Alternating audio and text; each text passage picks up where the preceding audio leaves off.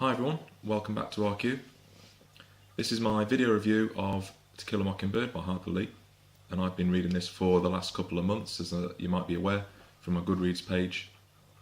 It's taken me longer than I would have thought for a book of this size, but I've been quite busy with work and different things, so apologies for that. But yes, so just to recap, this is the edition, the Arrow Books 50th anniversary edition of To Kill a Mockingbird. And also I've put in the description box below my written review, which can give you a bit more insight than I'll provide here. So first impressions were that the book was really well written, engaging, it was funny at times, it was also heartwarming at times. The reputation of the book went before it. I've got a lot of friends who have read it before and enjoyed it.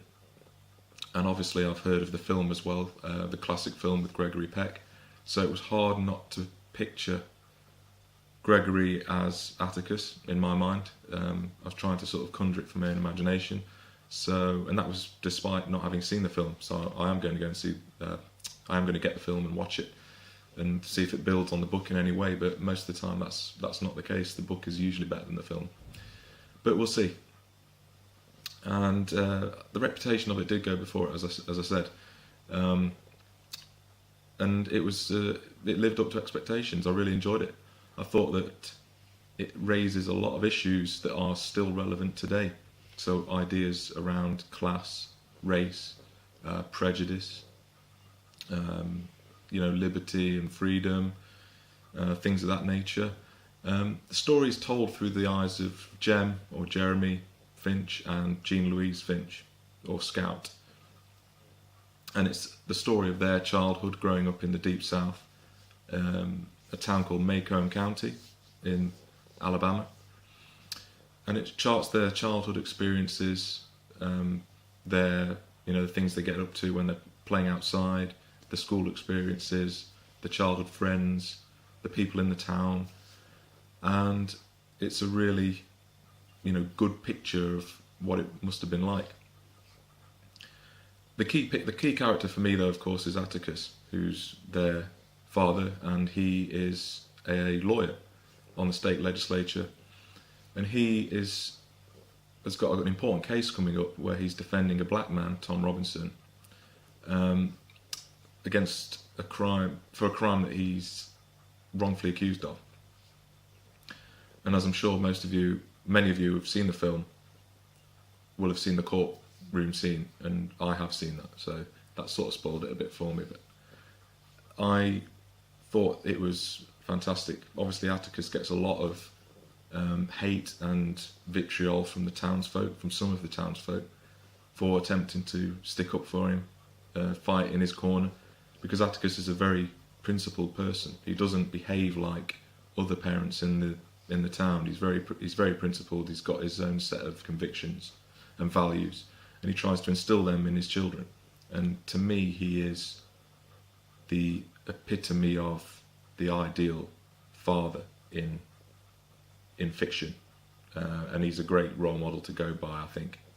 Even though it's from another time and it's fiction, I think that he's a great role model for anyone wanting to be a parent.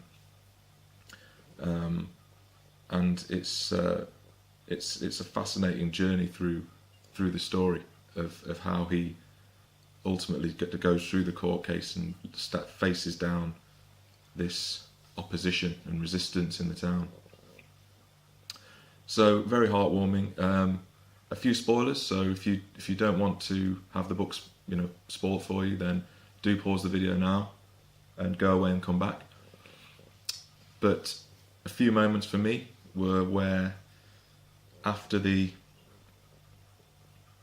court case and it's gone negatively for Tom, Atticus goes home, and Calpurnia, who's their maid, basically says that they've got loads of food that's been dropped around to the back porch by the black community, as a way of saying thank you for sticking up for Tom and representing them. And I thought that was very, very touching, because Atticus wells up. And I also thought that the scene where Jem and Scout essentially stop Atticus from being set upon by a gang out to get rid of Tom when he's in jail. I thought that was a powerful scene as well. And there's a lot of scenes like that, and there's a lot of very memorable quotes that you can take from the film, from the book rather. So yeah, the film is the next agenda. I'm going to tune into that and see if it really does match up to the book, and I'm sure it does, because Gregory is a great actor, and he got an Oscar for that. So yes, I would give it 5 stars. And as I'm sure if you check out my Goodreads review, you'll be able to see more on that, get more insight. I'd be interested to hear your thoughts on the book, those of you who've read it. Everybody else, I would strongly urge you to read the book. It's still, the message in there is still relevant with the recent headlines in places like Ferguson and in the States. There's still a big divide there in terms of class and race, and the underlying message of the book is still highly relevant. So I would strongly urge you to read it and enjoy it as well, as much as I have. So great book. Thank you for listening.